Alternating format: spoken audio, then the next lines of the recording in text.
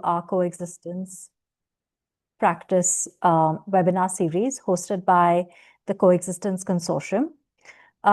Before we start, for those of you who are new and have joined us here for the first time, I'd like to give you all a brief introduction about who we are at the Coexistence Consortium. So the consortium is a network of conservationists and researchers and practitioners from diverse disciplines, united by this common vision, which is to understand the intricate dynamics of coexistence between humans and wildlife. So our mission extends beyond the conservation of wild animals confined to distant forest pockets. We emphasize the importance of living well with nature, even within our immediate surroundings. And our collective long-term vision is to employ an evidence-based approach to mobilize the concept of human-wildlife coexistence across the globe by focusing and learning from context-specific projects. So you can learn more about us through our social media handles, which we have already put up in the chat. So regarding today's webinar, the structure of the webinar is that our speaker will be speaking for about 40 to 45 minutes, which will then be followed by a Q&A session. And just to sort of introduce our speaker today, so it gives me great pleasure to introduce Ranjini Murali, who is a conservation scientist whose work lies at the intersection of nature and culture. She holds an MSc from the University of St. Andrews and a PhD from Manipal University. She is currently a junior professor at the Humboldt University, Berlin, where she heads the Conservation and Development Group. Her research interests include studying environmental governance and the underlying values that lead to good governance. Her work has primarily focused on pastoral systems, particularly in snow leopard landscapes. She has previously worked at the Snow Leopard Trust, the Azim Premji University, and the Nature Conservation Foundation. So today she's here to talk to us about leveraging multiple worldviews for conservation, using her long-standing work on snow leopards as a case study to highlight some of the challenges and opportunities for conservation and practice. So welcome, Ranjini, and the floor is open to you. So much. Sorry. Hi, everyone. Thanks so much for coming here, especially like on a Saturday evening. I mean, on a Friday evening, almost at the end of the week. So I'm just going to dive in. Sorry. Can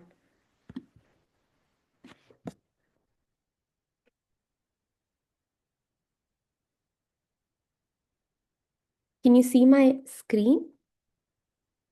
Not as yet, but...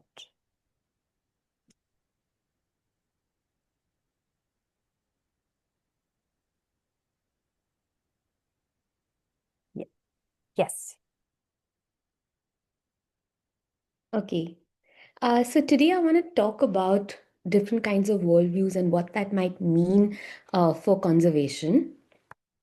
I did my PhD in Spiti Valley, which is in the Indian Trans-Himalayas.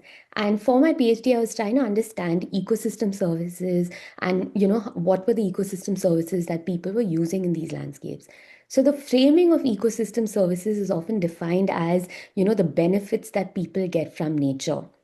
So in the beginning part of my PhD as a new researcher in this landscape, when I was having initial discussions, I was trying to translate some of my concepts and questions into Spiti and into the local dialect so that that could help with talking to the community. And during that time, like the first hurdle that I came to was that there seemed to be no word for nature in the Spiti language, which for me, I could not understand because in most of the languages I speak, there is a term. So I thought it was maybe like a issue with understanding that was preventing this translation. But there seemed to be words for like the pasture, the mountains, snow, everything around it. But nature itself, there was no one term for. And this confused me and also it was quite a problem for my methodology. A year later, I was part of this. Sorry, now I have to figure out how to move the slide. One sec. Yeah. A year later, I was part of a fellow, I was a fellow for the IPBES values assessment. And we met 1 year later in 2019 when we were coming together to try to, look at what are the ways that values can be assessed for nature across the world, where I met different people. And in this space, many people were talking about how the concept of nature doesn't exist in many societies. So the term nature itself doesn't exist. So during that time, the penny dropped for me a bit to better understand also what had happened in Spiti Valley with my research. And the reason for this is that nature as a concept comes from a certain way of seeing the world, right? Where people and nature are separate. But in many societies, there is no separation between people and nature. And this comes from a difference in worldviews and the way that people are perceiving the world around them. So, what do I mean by worldviews? So, worldviews can be thought of as the metaphorical lenses through which individuals, social groups, communities, and societies perceive and interpret and inhabit the world around them. And these are like formed by cultures, by knowledge systems that each of us grow up in. And the understanding that worldviews underpin conservation and can be important for conservation has also been recognized in high profile biodiversity settings, right? Like, for example, within the Kumning Montreal Biodiversity COP that was held in 2022.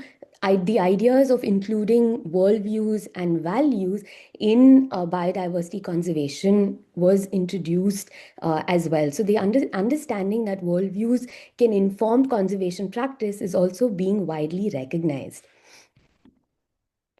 So what I hope to do today in this talk is to kind of talk about what worldviews are, what are the different kinds of worldviews that could exist around us, and I want to offer some reflections on what this means for conservation, specifically within snow leopard landscapes, but we can also think of it from a more broader perspective, right? So there are different ways that we can categorize worldviews. Here, I'm going to be talking about human nature worldview specifically. So what I have on the left-hand side is the values typology that was that was developed by the IPBES values assessment. So here you have different ways of understanding or looking at value, and worldviews form the deepest layer of human nature relationships, right? So in some sense they underlie how values are framed and how we interact with nature.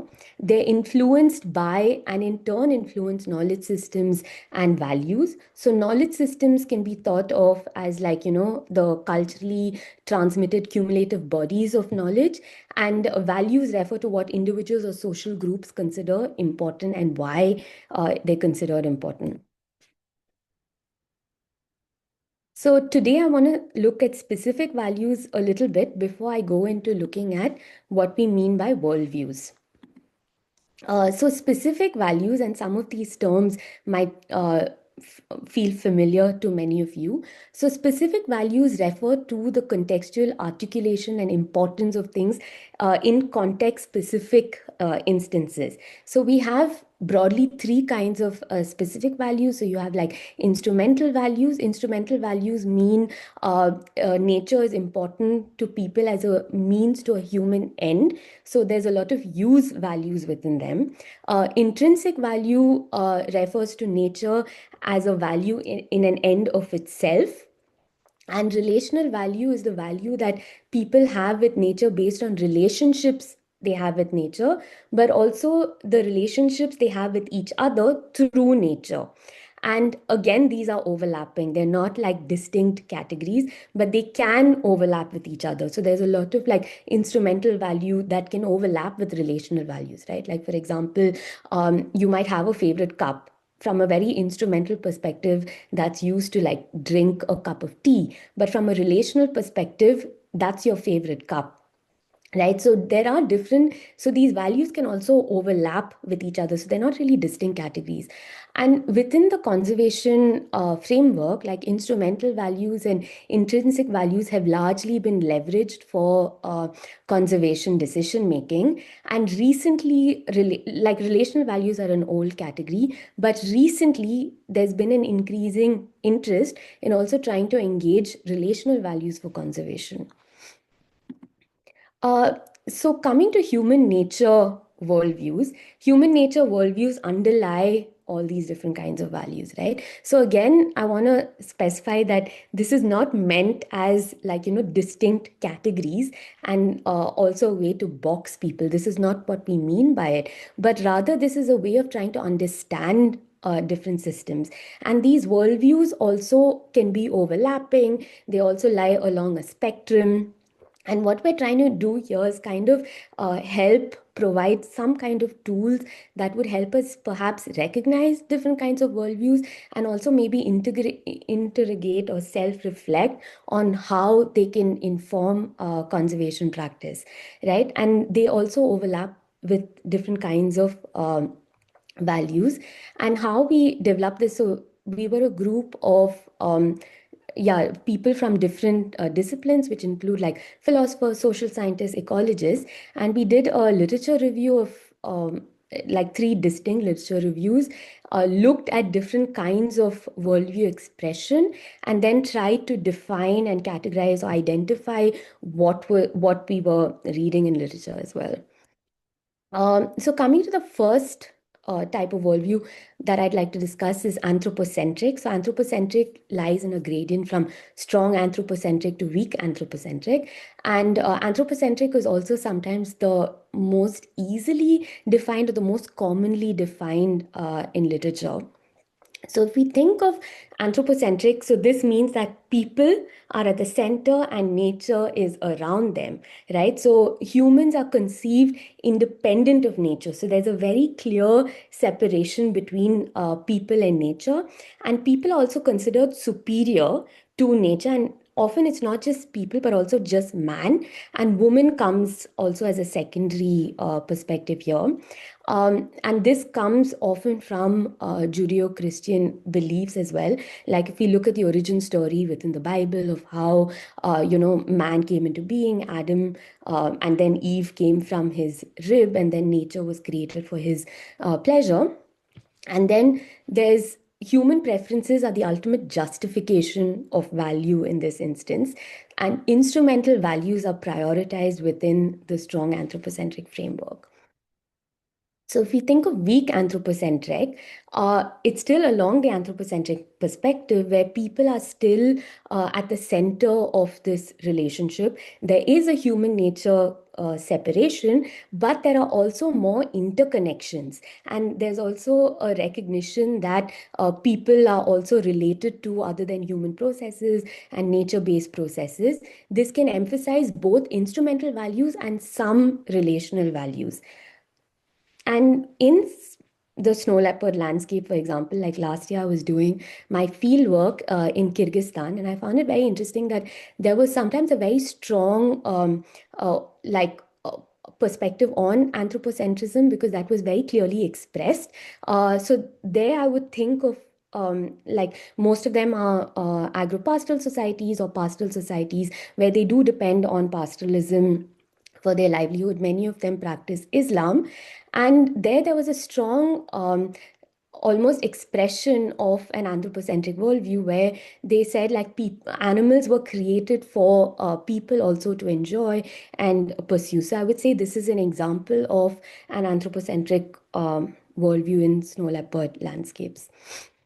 So then coming to the second type of categorization we can think of is probably biocentric. So biocentric, again, there's a human and nature separation. In this instance, life is at the center of moral considerations. So life in terms of individual life or individual species, right? So like a snow leopard or a dog. So there's a species that is more important within a biocentric perspective. And this worldview emphasizes intrinsic value.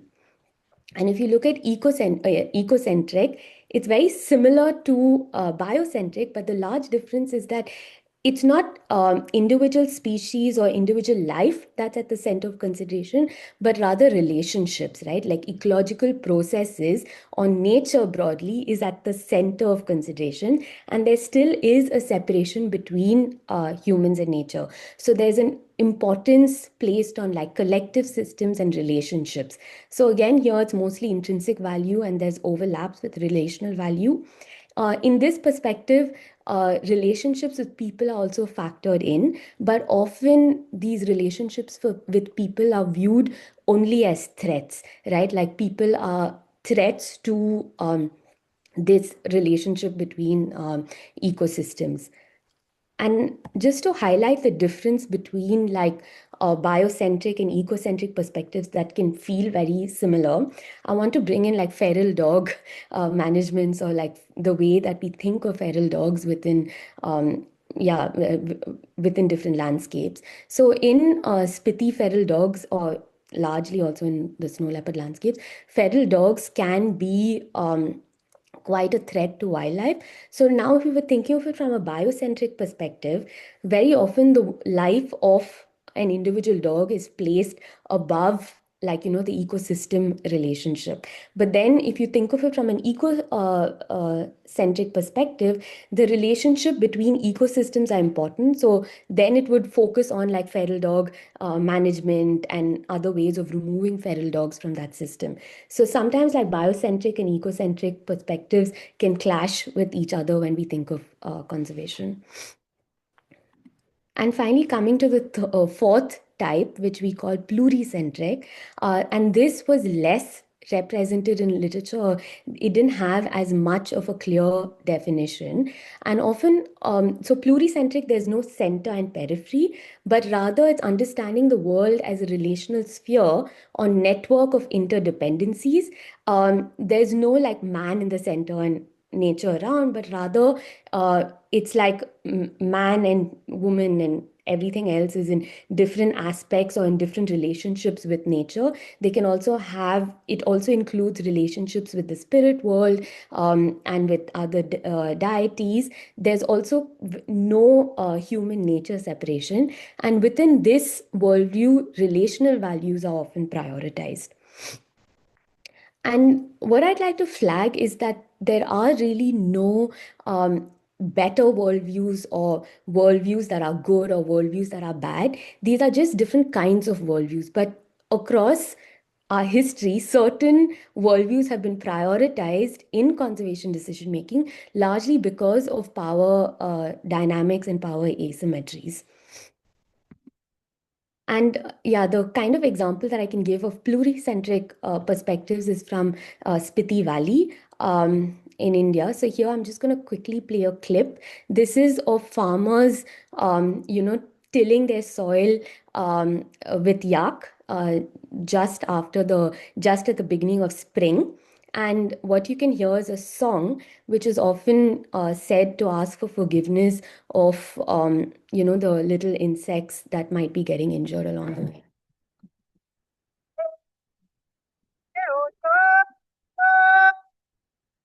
So that I think would fall more within a pluricentric perspective where people are seen as interdependent.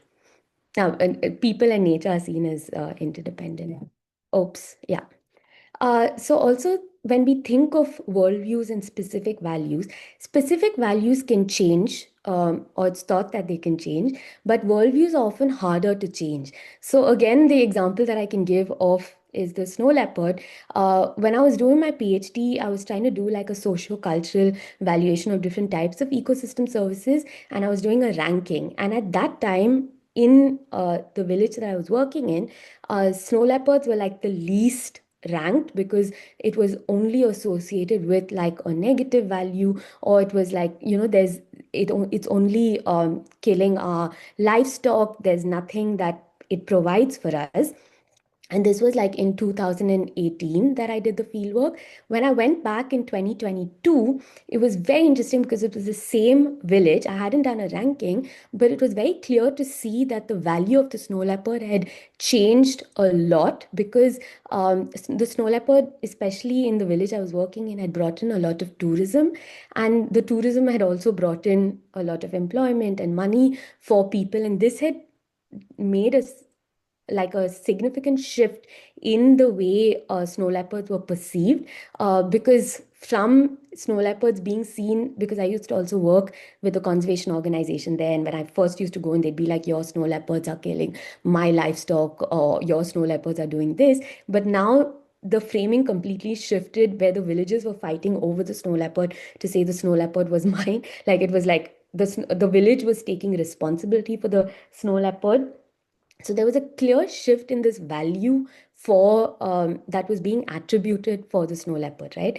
But the worldviews are still the same, even though the specific value in this instant might have changed. So why is it important to think about worldviews within the context of conservation? Largely because worldviews underlie conservation decision making and practice, or how we think of conservation instruments and how we design them. Worldviews underlie that. And I'd like to offer again some reflections from snow leopard landscapes, thinking about the different kind of conservation instruments that are used across the range, and what kind of worldviews might be underlying the design of these instruments. So very quickly, snow leopard landscapes across Central Asia and the high Himalayas, they're above the tree line. Typically, they're like in arid desert, cold ecosystems, and they range across 12 countries here. So the most common way of protection in conservation largely is protected area conservation, and historically that's based on biocentric or ecocentric worldviews that came from a Eurocentric perspective, right? Because of colonization and those other processes also drove how nature was perceived and how nature was protected and conserved for a very long time. So within this, it's understood that there is a clear separation between people and nature. In this instance, people, especially like local people, indigenous communities, are viewed as threats, right? Like are viewed as threats to nature, where there's only hunting or deforestation. There's only one kind of interaction that gets taken into account. Intrinsic values are often prioritized. However, this has been changing, and protected areas now is maybe not only based on intrinsic values, but can also be designed to be include other kinds of values, right? But historically, a lot of this came from an idea of ecocentric or biocentric perspectives. And in snow leopard landscapes, there are about 170 protected areas across the range. Now, and of course, none of them are like big enough to also just have protect the snow leopard. So there's also a different range of strategies that are employed across the range. Another kind of conservation instrument that we might be familiar with in this landscape are hunting reserves, or also payment for ecosystem services models, right? So often these kind of models are based largely on anthropocentric perspectives, where they prioritize instrumental or use values. And again, the separation between human and nature is stark. And nature here is protected primarily for human use. And then if we think of more a pluricentric perspective, again, this can vary depending on the context. Here I give an example of a community managed pasture in Spiti Valley. So here the communities have rights to manage the pastures and manage the lands around the village, and all these lands are shared also with wildlife and snow leopards. And here the management is largely based on a pluricentric perspective, where the landscape is seen as a relational sphere. There's interdependencies with people. There are spaces within the pastures that are for specific deities. There are sacred mountains. The waters, for example, are sacred in certain space. A lot of the decision making also depends on the oracle, and the oracle is considered the vassal of the god. And people here practice Tibetan Buddhism, which is also Buddhism that's kind of overlaid on Bon, which were like animistic, which was an animistic religion that was there before Tibetan Buddhism came into this region. Right, so that's an example of perhaps a pluricentric management perspective within this region. So, to kind of close this reflection on worldviews and conservation, worldviews underlie conservation decision making, right? And there's a variety of worldviews that exist, but they're not all represented in decision making. Whether they get represented or not is often determined by power. Who has power? So the people with the more amount of power, their worldviews often get represented within this decision making framework. And the power also exists not only to design this, but also to frame how people and nature are perceived within the system, right? For example, if people are framed purely as threats, then the conservation decision making is purely around those threats rather than factoring in the multitude of relationships that people that share space with wildlife might have. Now, this is not to say that all relationships are positive, right? Of course, there are negative relationships within this landscape, but there are also positive relationships. And I think like recognizing the negative relationships is also important, where you can offer support within this framework, but also like recognizing positive relationships exist and trying to leverage those values based on how people see the area around them. And engaging diverse worldviews is critical for just and inclusive conservation, because so far in many spaces conservation has been done in a way that excludes local communities or excludes different kinds of worldviews or different ways of seeing the world. Now, there probably isn't a single way to do this, and many context specific strategies are needed to incorporate worldviews and challenge power, but they also include things like thinking about land rights, thinking about management, thinking about indigenous rights within these frameworks of conservation. So, yeah, thank you for your attention. Thank you so much, Ranjini. That was a super interesting talk, and I think it's, what you said about people having different worldviews, and I think it's also sometimes, as practitioners ourselves, we have our own worldviews, and how does that kind of, have an effect when we are engaging with communities on the ground and, people who have different worldviews from our own. How does that affect our relationship with them or our process of engaging with them, I think is, super important to kind of be aware of and keep in mind as well. So I'm just going to open the floor for questions. If anybody has any questions, please, you can unmute yourself and ask Ranjini, or you can even type it out on the chat and then we can read it out to her.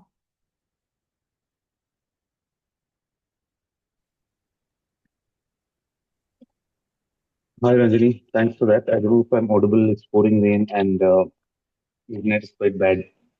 So one kind of deeper question and one more kind of pragmatic thing.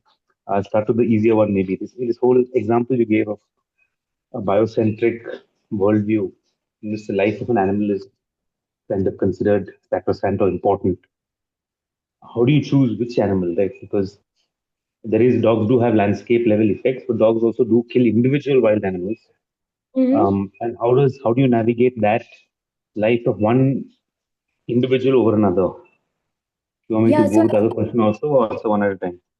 Yeah, so I think like this, perhaps like when we're thinking about, the feral dog management, the different kinds of management practice also comes in at that point, because sometimes, in many places eradication programs are taken into place, right? Because the ecosystem processes largely are valued, and often people might argue with that. And it really also depends on how that perspective comes in. So sometimes, like with animal rights perspective, certain species, like if they're charismatic or like, they might be given more importance, and often dogs can relate more with like animal rights perspectives. So it really depends on the worldview that people come from, or what they prioritize, or what they think might be more important. Sorry, I can't hear you, Tash. Sorry. So the question is exactly that, like, how do you draw the line between what is a relational worldview and what is a biocentric worldview? Because the reason that dogs are prioritized over wildlife is because there is a certain relational thing. People in the West absolutely love dogs and cats. Eating them is the most evil thing, but the slaughtering lambs and chickens in the millions is not a problem at all. Yeah. Right? So how do you draw the line between these two relational views? So they almost care more about dogs because there is a close attachment than even endangered wildlife in many places. And Yeah. that worldview is perpetuating to urban Indians as well. Yeah, sorry. So that separation is what I was trying to get at. Like, I haven't fully got my Yeah. head around that.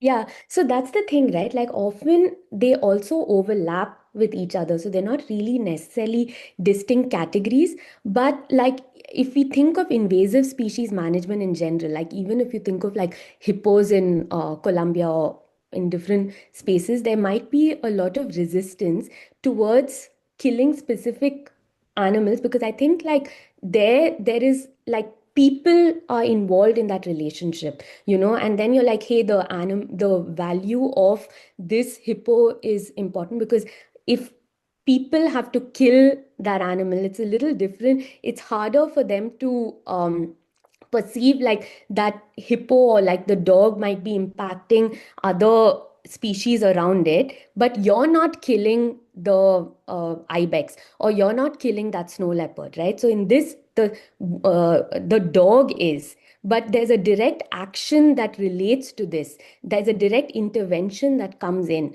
and that's where that perspective comes in. You see what I mean? Like where the intervention actually happens. Because with invasive species that are in a landscape, uh, people have to actively intervene to remove that. But if you're not intervening, the dog or the invasive species might be damaging other ecosystems, but you're not held culpable in some senses for that, you know?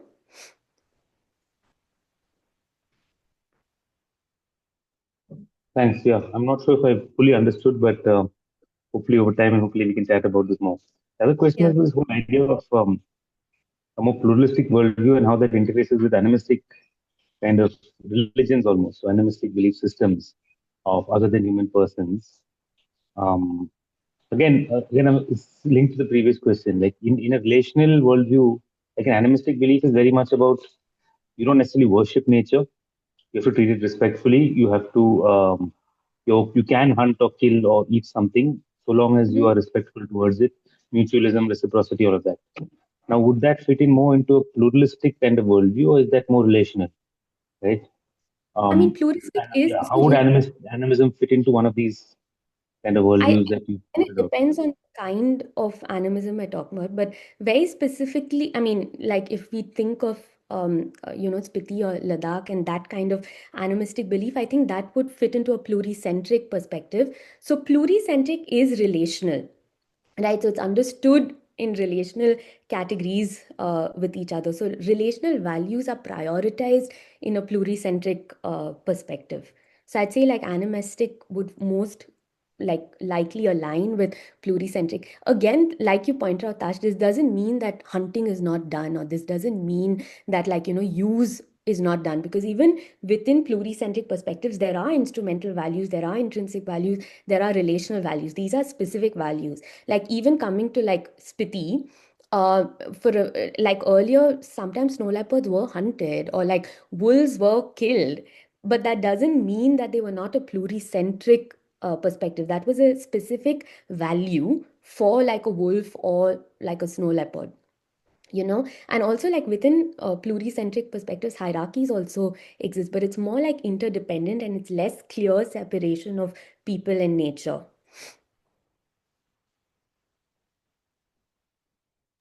Thanks. I would like to maybe sit more, chat a little, and think about how we can apply these ideas of worldviews to kind of management problems. The whole idea of invasive species. What do you do with tigers that are kind of old and are injuring people? Even elephants, rogue with all the problems of the world. Do you justify capture or not? How do you think about it? I think it'd be great if we sit and think and write a more popular piece on this, because I think that understanding these worldviews is a great way to create a kind of foundational system by which we make decisions, or at least decide, in a sense, the values on what we stand, what we think about certain pressing kind of conservation problems here.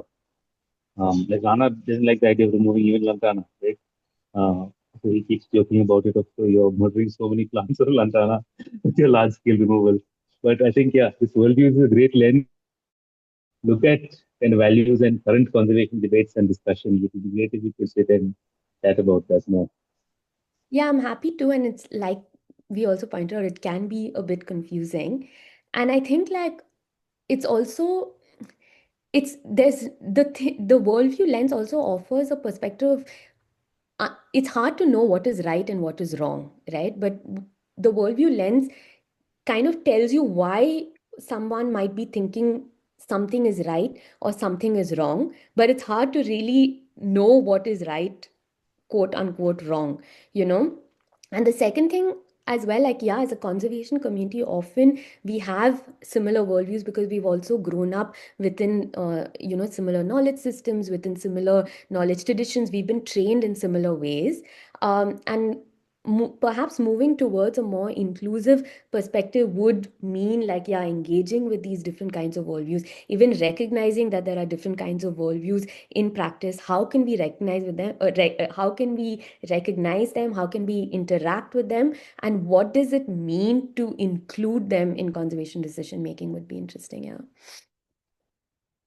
Thanks. Yeah. I think there's a question in the chat. Soham, would you like to unmute yourself and ask, or I could just read it out Yeah. to Ranjini?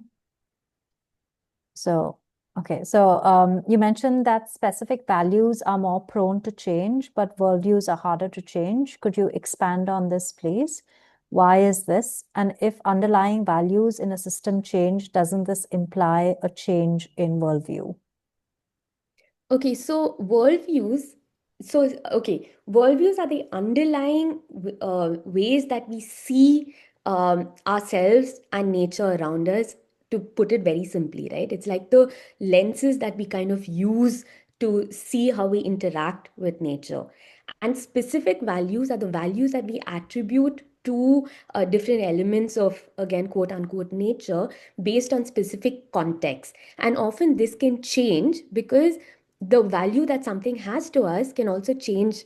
Like, for example, with the snow leopard example that I gave you, right? Because for a long time, especially in this village that I was talking about, snow leopards were mostly responsible for livestock depredation, and it didn't bring that much positive value in people's lives. So as a specific value in that sense, it was perhaps mostly negative. But then with tourism coming in, the value of that snow leopard also changed because it started bringing in more money, and perhaps, it started like people started seeing a benefit in that. So the specific value for the snow leopard changed very fast, but the underlying worldview is still the same, where people are still seeing themselves as interconnected with different aspects of nature, right? So that worldview hasn't really changed in that system. And I can tell you, for example, if we were to think of this being how it gets reflected in management practice, so like the community managed pasture that I was talking about, we used actually Ostrom's SES framework to try to like differentiate and understand what the different aspects of this management system was. And one of the central thing that held that management together was the oracle. And the oracle is largely like considered a vassal of the god. So, the spirit talks through the oracle. So it's the deity talking through the oracle that tells people how to manage the pasture, or like, if there's conflict management, what happens within that system. And that same system or the same oracle is then translated also into management around tourism related conflicts related to the snow leopard, right? Because that deity is still important. So that's what I mean. Like the worldviews are harder to change, but specific values change. I don't know if that helped answer that question.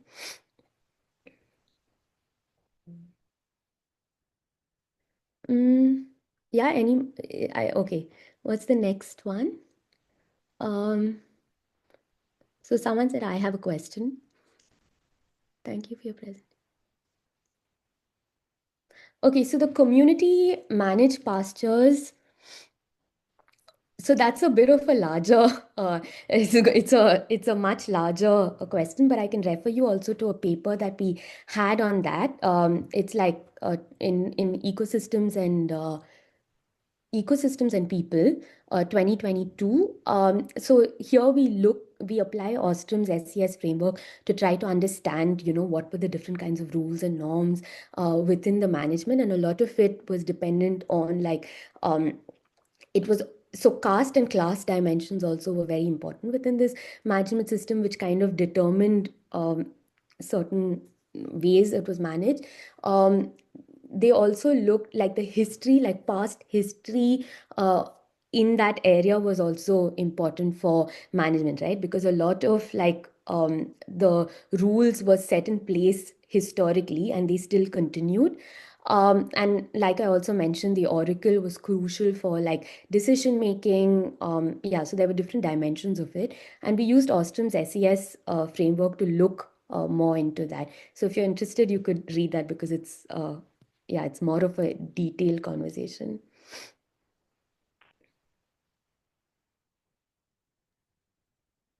Vinay, if you have your question, maybe you can unmute yourself and ask Ranjini.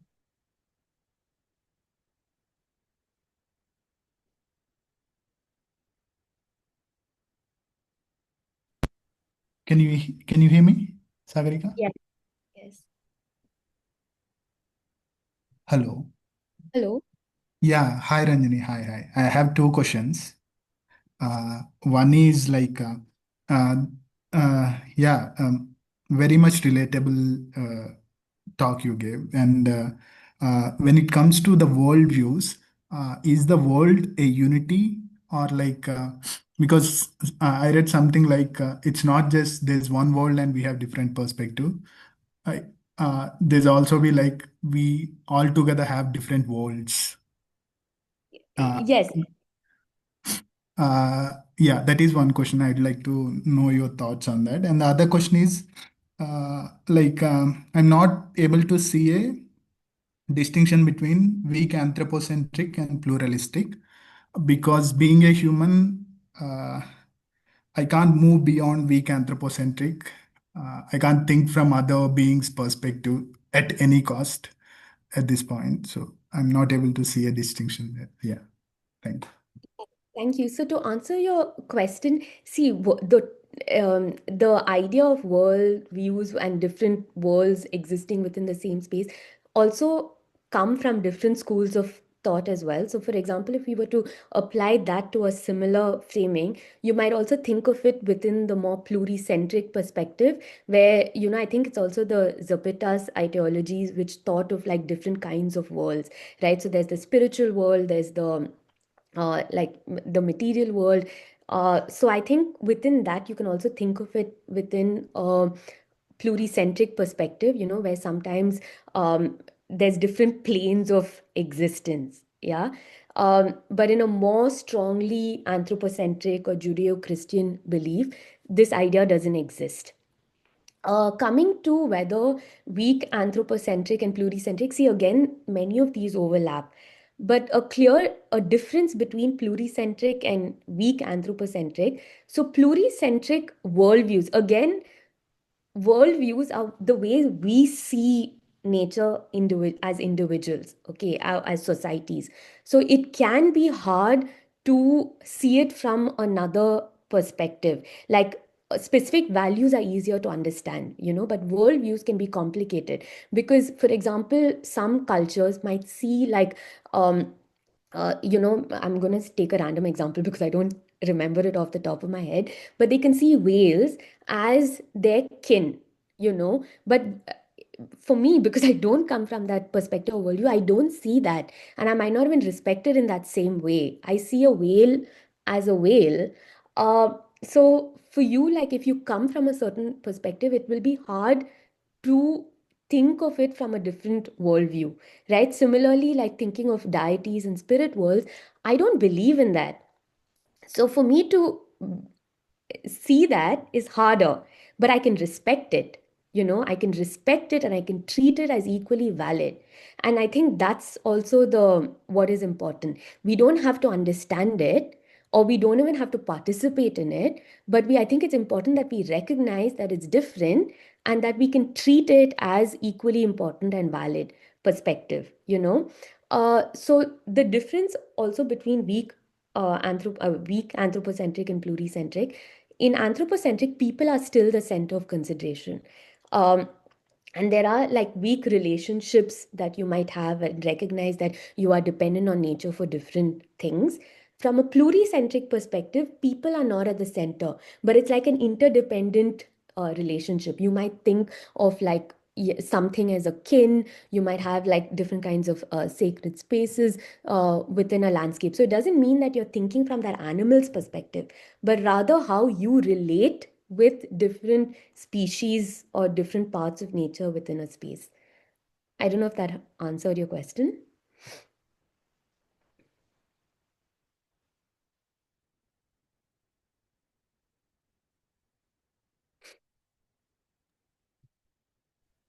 Do we have any more questions for Ranjini before we close today's session? Okay. I think there was a request for your email as Yeah. well. If you're okay with it, would you like to maybe pop that into the chat? But thank you so much for today's session. I think it was really great, and I think it was with so much of like food for thought in terms of how we as well interact with spaces and people and nature around us, and how there are so many different worldviews and there are so many experiences that kind of define how people also shape their own worldviews. And I think it's interesting to kind of also look at it from an internalizing perspective, and to try and look at it from how you kind of also see the world and nature and communities that interact with nature as well. So thank you so much for spending this time with us today. And yes, if you have any more questions for Ranjini, she's very graciously popped her email into the chat, and you can get in touch with her. So thank you everyone for coming for today's session. And I think it was absolutely great. And I hope you all have a good weekend. Thanks, Sagrika, and thanks for inviting. Yeah, thanks, Ranjini. Thanks, everyone. See you. Bye.